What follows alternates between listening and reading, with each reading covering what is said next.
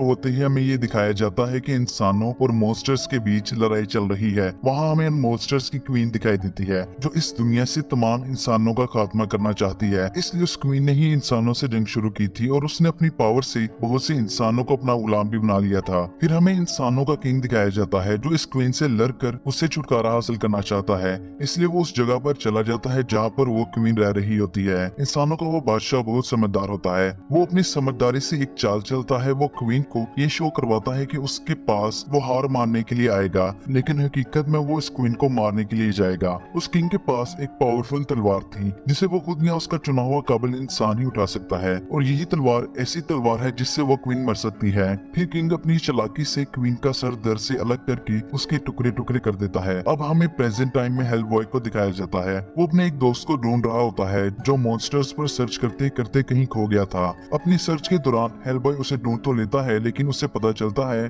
कि उन मॉन्स्टर्स ने उसके दोस्त को भी मॉन्स्टर बना दिया है। उसे देखकर वहाँ सब लोग डर जाते हैं और वो भागने की कोशिश करते हैं। वो मॉन्स्टर हेलबॉय पर हमला करना शुरू कर देता है और वो आपस में लड़ने लगते हैं, लेकिन लड़ते लड़ते गलती से हेलबॉय अपने दोस्त को मार देता है। और फिर ऐसे ही कई दिन गुजर जाते हैं, लेकिन एक दिन हेलबॉय को उसके फादर अपने पास बुला लेते हैं और उसको कोई खतरनाक मिशन देते हैं और साथ ये भी बताते हैं कि ये मिशन सिर्फ तुम ही पूरा कर सकते हो, क्योंकि एक जगह पर कुछ खतरनाक मॉन्स्टर्स ने हमला कर दिया है। तुम वहाँ पर जाकर ये सब ठीक कर सकते हो, क्योंकि वो मॉन्स्टर्स इंसानों के लिए बहुत खतरनाक हैं। हेलबॉय अपने फादर की बात मानकर उस जगह पर चला जाता है जहाँ पर वो जाकर ये देखता है कि वो मॉन्स्टर्स तो इंसानों को खाते हैं। एक क्लब में हेलबॉय एक लड़की समेत कुछ लोगों से मिलता है। उस लड़की के पास पावर्स हैं और वो अपनी पावर से हेलबॉय का पास्ट बता सकती है। वो बताती है कि जब हेलबॉय पैदा हुआ था तो ये कोई नॉर्मल बच्चा नहीं था और तुम्हें देखकर लोगों ने ये कहना शुरू कर दिया था कि ये शैतान का बेटा है और ये बड़ा होकर इस दुनिया का खात्मा करेगा। वो कहती है कि वो प्रोफेसर जिसको तुम अपना डैड समझते हो वो तुम्हें जान से मारना चाहते थे तब जब उन्होंने तुम्हें पहली बार देखा था, लेकिन उन्होंने खुद पर कंट्रोल करके दुनिया की बातों को इग्नोर करते हुए तुम्हें पालने का फैसला किया और फिर उन्होंने तुम्हारी परवरिश करके तुम्हारा अच्छे से ख्याल रखा।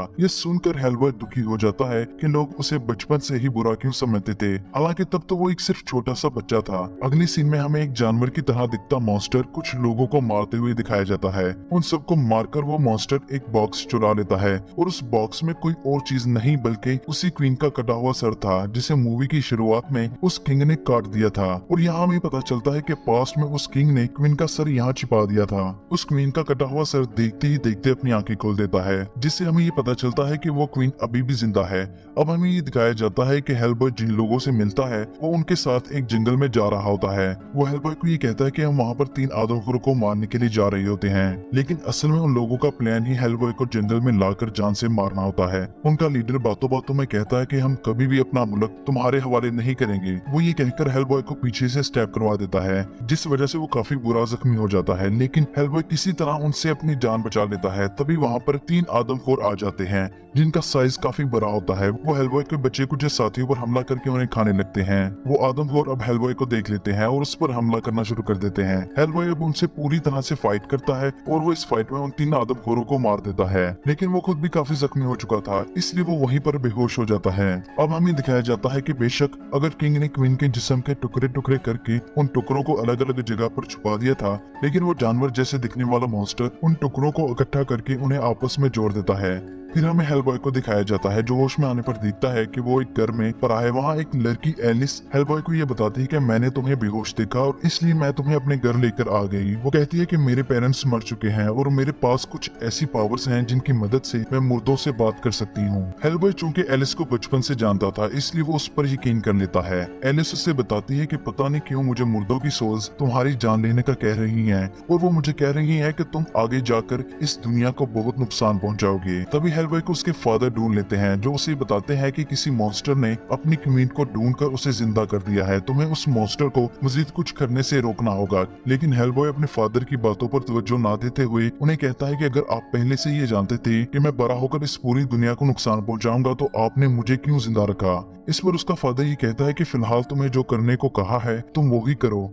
इस पर हम बाद में बात करेंगे। हेलबॉय का फादर अब उसे एक मेजर से मिलवाता है जो उसे ये बताता है कि उस क्वीन के जिस्म का एक हिस्सा अभी भी कहीं छिपा हुआ है। ये सुनते ही हेलबॉय और मेजर उस तरफ जाने का फैसला करते हैं, पर उनके साथ एलिस भी जाने की जिद करती है, जिसे वो दोनों अपने साथ ले जाते हैं। वहाँ जाते ही वो देखते हैं कि उन मॉन्स्टर ने उन सबको मार दिया है, इवन कि वो उस लड़की को भी मार देता है जिसने हेलबॉय के बचपन के बारे में हेलबॉय को बताया था। एलिस उन सबको ये बताती है कि इस लेडी की रूह अभी भी यहीं कहीं है, मैं तुम्हारी उससे बात करवा सकती हूँ। एलिस उससे बात करने की कोशिश करती है जिससे उस लेडी की रूह एलिस के मुंह से बाहर आ जाती है। वो उन सबको बताती है कि मॉन्स्टर्स की क्वीन अब वापस आ चुकी है और वो अपने राजा की तलाश में है ताकि वो मजीद ताकतवर बन सके, लेकिन तुम लोगों उसे हरगिज ताकतवर ना बनने देना और उसे अपना राजा ना ढूंढने देना। ये कहकर वो लेडी की रूह वापस चली जाती है। फिर उन्हें वहाँ पर किसी के होने का शक होता है और जब वो सब वहाँ पर जाकर देखते हैं तो वहाँ उस मॉन्स्टर को पाते हैं जो अपनी क्वीन को पूरा जोड़ने के लिए उसका आखिरी हिस्सा लेने के लिए आया होता है। हेलबॉय उससे लड़ने की कोशिश करता है, पर तभी वहाँ पर क्वीन आकर उस मॉन्स्टर को अपने साथ वापस ले जाती है। अब हमें दिखाया जाता है कि उस मॉन्स्टर की क्वीन ने एक रिचुअल करके अपने सारे बॉडी पार्ट्स जोड़ लिए हैं, लेकिन वो जिंदा होने के बावजूद भी काफी कमजोर थी। अब हमें हेलबॉय और एलिस को दिखाया जाता है जो हेलबॉय के फादर से मिलने के लिए जाते हैं। उसके फादर उस क्वीन पर काफी अरसे से रिसर्च कर रहे होते हैं क्योंकि वो उस क्वीन का जल्द से जल्द खात्मा करना चाहते थे। उन्हें इतनी जल्दी में देखकर हेलबॉय कहता है कि डैड, आपको जल्दी किस बात की है? वो क्वीन अभी किसी को भी नुकसान नहीं पहुंचा सकती क्योंकि वो भी काफी कमजोर है।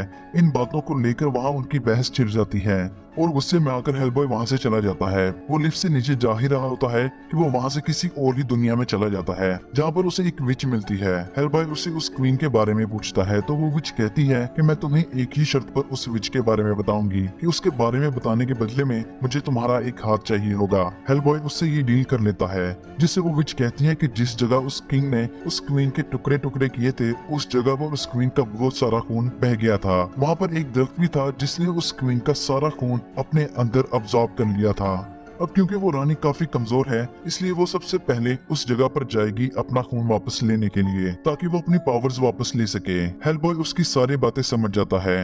अब हेलबॉय वहाँ से जाने ही वाला होता है कि वो विच कहती है अब मेरी शर्त पूरी करो, जिसके जवाब में हेलबॉय कहता है कि तुम्हें मेरा हाथ ही चाहिए था ना, वो मेरे मरने के बाद ले लेना। फिर हमें दिखाया जाता है कि हेलबॉय, एलिस और वो मेजर अब उस दरख्त के पास जा ही रहे होते हैं और वो उस जगह से थोड़ी दूर ही उतर जाते हैं ताकि क्वीन को उनके आने का पता ना चले, लेकिन वहाँ पर उस क्वीन के मॉन्स्टर्स उन पर अटैक कर देते हैं। अब वो सब मिलकर उनको रोकने लगते हैं। हेलबॉय उन मॉन्स्टर को चकमा देकर उस क्वीन की तरफ बढ़ने लगता है ताकि वो उसकी ताकत बढ़ने से रोक सके, लेकिन अब बहुत देर हो चुकी होती है। वो क्वीन अब अपना सारा खून वापस अब्सॉर्ब कर चुकी होती है। फिर हमें दिखाया जाता है कि क्वीन हेलबॉय को कहती है कि मैं जानती थी कि तुम मेरा पीछा कर रहे हो, लेकिन फिर भी मैंने तुम्हारी जान बख्श दी। अब मैं चाहती हूँ कि तुम मेरे साथ मिलकर इस दुनिया पर हमला करो और हम दोनों मिलकर इस दुनिया पर राज करेंगे। लेकिन हेलबॉय उसे कहता है कि तुम मुझे किसी भी तरह खरीद नहीं सकती, मैं तुम्हारा साथ हरगिज नहीं दूंगा, जिससे रानी बहुत गुस्से में आ जाती है और वो एलिस पर जहरीले तीर से हमला कर देती है, जिससे एलिस काफी बीमार पड़ जाती है। वो क्वीन ये कहकर वहाँ से चली जाती है कि मैं वापस जरूर आऊंगी। फिर हम एक और विच को वहाँ पर देखते हैं जो पहले उस क्वीन की साथी थी, लेकिन इस विच ने उस क्वीन को धोखा दिया और अब वो उससे काफी नफरत करती है। वो विच हेलबॉय को ये बताती है कि इस जहरीले तीर का इलाज सिर्फ एक ही जादूगर कर सकता है। हेलबॉय किसी तरह एलिस को उस जादूगर के पास ले जाता है और वो जादूगर अपने जादू से एलिस को ठीक भी कर देता है। और वो जादूगर हेलबॉय से पूछता है कि तुम हो कौन, मैं तुम्हारे बारे में सब जानता हूँ। वो जादूगर बताता है कि किंग की पोती ने एक मॉन्स्टर से शादी कर ली थी और फिर उस शादी से तुम हुए, और जब तुम पैदा हुए तो लोगों ने कहा कि ये तो शैतान है, ये शैतान इस दुनिया को खत्म कर देगा, इसलिए शुरू से ही तुमसे सब नफरत करते थे। वो कहता है कि अगर तुम किसी तरह किंग की वो तलवार उठा लोगे जिससे उसने क्वीन के टुकड़े किए थे और उससे क्वीन को मार दोगे तो वो सब लोग तुम्हारे बारे में गलत होंगे। वो जादूगर अपने जादू से वो तलवार वापस बुला लेता है और हेलबॉय उस तलवार को पकड़ते ही विजन्स देखना शुरू कर देता है जिसमें वो खुद इस पूरी दुनिया को तबाह कर रहा होता है, जिससे वो काफी घबरा जाता है और इसी घबराहट में उससे वो तलवार उस पत्थर से नहीं निकलती और वो तलवार वहाँ से गायब हो जाती है। फिर हम देखते हैं कि वो रानी अपनी पूरी मॉन्स्टर आर्मी के साथ हर जगह तबाही फैला रही होती है और ऐसे ही वो उस जगह पर पहुंच जाती है जहाँ पर हेलबॉय के फादर काम कर रहे होते हैं। तभी मेजर को ये मैसेज रिसीव होता है कि क्वीन वहाँ पहुंच चुकी है और वो उस तरफ रवाना हो जाते हैं। वहाँ जाकर वो देखते हैं कि क्वीन ने उन सबको मार दिया है।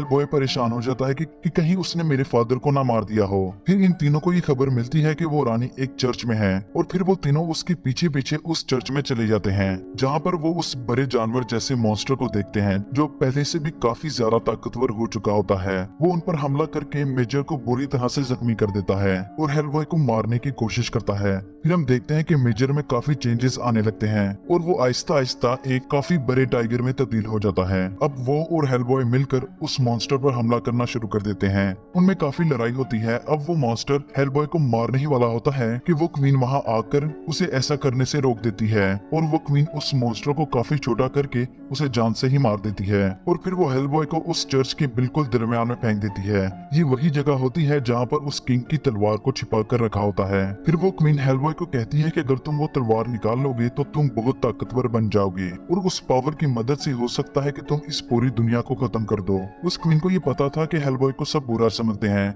इसलिए वो इस बात का फायदा उठाकर कहती है कि ये तलवार तुम निकालो, लेकिन हेलबॉय खुद को संभाल कर उस क्वीन को मना कर देता है, जिससे वो क्वीन गुस्से में आकर हेलबॉय के सामने उसके फादर को मार देती है। अपने फादर को मरता देखकर वो गुस्से में आकर उस तलवार को बाहर निकाल लेता है, जिससे वो बहुत ताकतवर बन जाता है। उसके सर पर बड़े बड़े सींग निकल आते हैं और उस तलवार में आग लग जाती है, जिससे वो हेलबॉय को और ताकतवर बना देती है। हेलबॉय को पावर्स मिलने के साथ साथ हेल का दरवाजा भी ऑटोमेटिकली खुल जाता है और वहाँ जितने ही मॉन्स्टर्स होते हैं वो बाहर आ जाते हैं और सबको कत्ल करना शुरू कर देते हैं। हेलबॉय को इतना पावरफुल देखकर वो क्वीन कहती है कि मैं जानती हूँ कि तुम इतने पावरफुल हो, इसलिए मैं तुम्हें अपना राजा मानती हूँ। अब हम मिलकर इस दुनिया पर राज करेंगे। हेलबॉय अपनी पावर्स के होने की वजह से उस क्वीन की बातों में आने लगता है और तभी एलिस हेलबॉय के फादर की सोल को हेलबॉय के सामने लेकर आती है और इसका फादर ही कहता है कि बेटा आज सब तुम्हारे हाथ में है, तुम अगर चाहो तो इस दुनिया को बचा भी सकते हो और इस दुनिया को तबाह भी कर सकते हो। अपने फादर की आवाज सुनकर हेलबॉय अपने होश में आ जाता है और अपने एक जोरदार वार से उस क्वीन का सर काट देता है। फिर हेलबॉय उन मॉन्स्टर्स के साथ साथ उस क्वीन को भी हेल में वापस भेज देता है और फिर वो हेल का दरवाजा बंद भी कर देता है और वहीं पर इस मूवी की हैप्पी एंडिंग हो जाती है, क्योंकि हेलबॉय ने इस दुनिया को तबाह करने की बजाय उसे बचा लिया था। अब अगर आपको ये वीडियो अच्छी लगी हो तो इसे लाइक जरूर करना, चैनल पर नए हैं तो इसे जरूर सब्सक्राइब करिएगा।